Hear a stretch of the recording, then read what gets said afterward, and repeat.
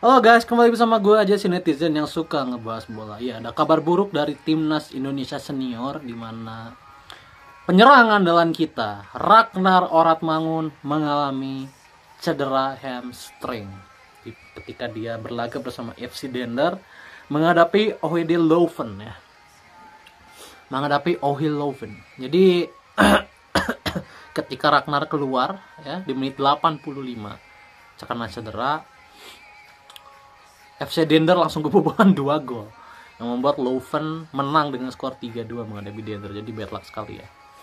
Ya, memang di 2 bulan terakhir Ragnar Oratmangun ini bermain luar biasa untuk klubnya, untuk FC Dender, di mana dia hampir selalu menjadi starter ya. Dan bermainnya di posisi nomor 10 alias second striker. Bermainnya di posisi tengah lah. Itu posisi yang ditempati oleh Marcelino ketika menang melawan Arab Saudi. Jadi posisinya Ragnar tuh selalu main di situ. Gitu. Dan karena dia sering bermain di situ, mungkin di timnas senior juga mungkin dia akan dicoba untuk bermain di situ ya. Itu memang posisi aslinya Ragnar sebenarnya. Jadi Ragnar itu sebenarnya bukan pemain sayap, dia tuh pemain tengah sebenarnya, pemain attacking midfield. Tapi karena kita memang kekurangan pemain di depan sehingga dia lebih maju lagi mainnya gitu ya. Ya, dan cederanya sebenarnya cedera yang lumayan ringan. Cedera hamstring itu juga cedera yang dialami oleh Mads Hilhers, makanya Mads Hilhers bisa kembali merumput dengan cepat. Tetapi yang jadi masalah dari cedera hamstring ini adalah cedera hamstring ini kambuhan masalahnya. Dan itu juga yang terjadi dengan Mads Hilhers, di mana dia bermain beberapa laga cedera lagi, bermain beberapa laga cedera lagi. Makanya gue sempat memohon kepada FC Twente kemarin, mudah-mudahan FC Twente lebih dewasa lagi dalam memainkan Mads Hilhers. Supaya apa? Dia bisa selalu enjoyable di pertandingan tersebut. Jadi tidak mengalami cedera di pertandingan tersebut. Jadi tidak dipaksakan. Kalau dia memang cedera, ya dia jangan dipasang gitu. Jangan memaksakan lah. Gue harap lebih dewasa lagi. Karena sebelumnya Mads Hilhers menjadi tumbal ketika menghadapi Ajax. Twente menghadapi Ajax. Mads Hilhers menjadi tumbal di mana dia yang belum sembuh total dipaksa dimainkan dan akhirnya cedera dan gagal memperkuat Indonesia ketika menghadapi Jepang dan Arab Saudi. Akhirnya kita juga yang rugi gitu ya. Dan gue harap ada kedewasaan dari klubnya meskipun ya 100% kontrol dari Mads Hilhers ini ada di klubnya. Tetapi ya kita memohon lah, karena pemain yang sekelas Hilhers ini nggak ada masalahnya di timnas Indonesia. Gitu aja. Kalau kita bicara kelas kan cuma Jay Idjes yang mendekati kelasnya Mads Hilhers, sisanya nggak ada lagi kan.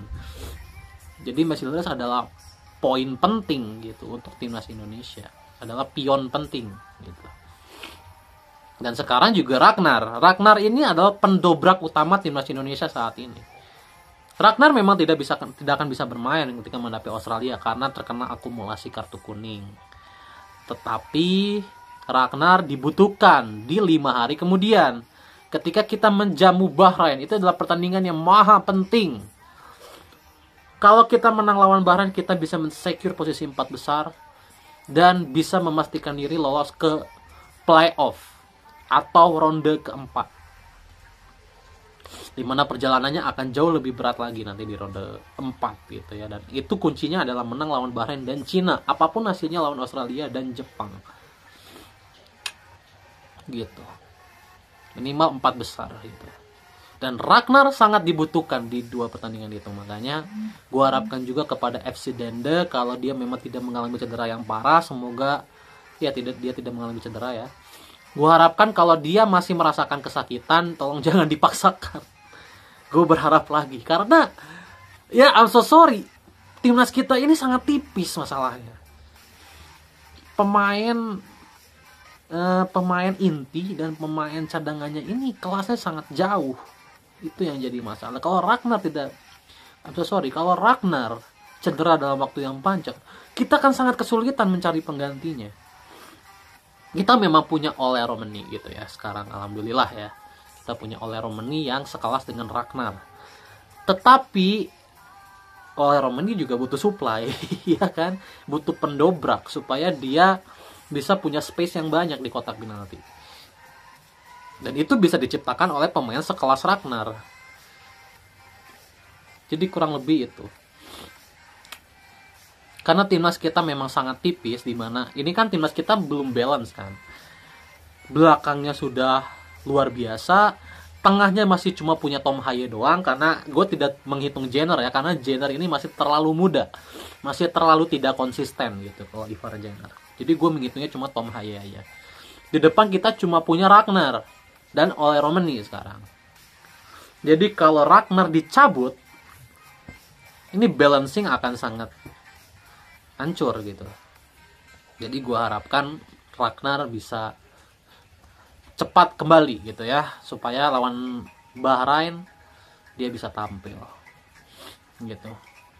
Dan kalau bicara balancing ya, gue tuh masih berharap ini kan kalau kita bicara timnas, susunan timnas ya, kiper kan kita udah baik, back tengah kita udah baik, back kiri kita udah baik gitu ya, back kanan udah baik. Back kanan kan bagus, back kiri bagus, back tengah bagus.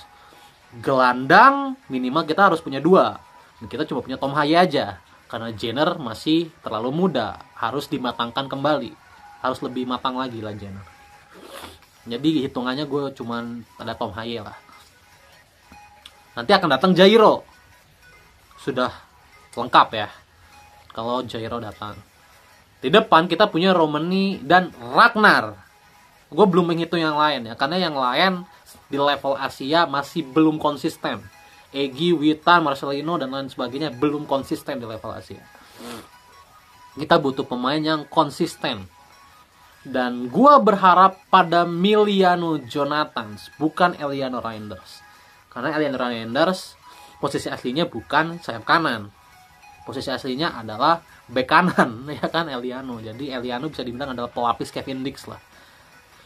Di kanan, gue berharap Emiliano Jonathans datang.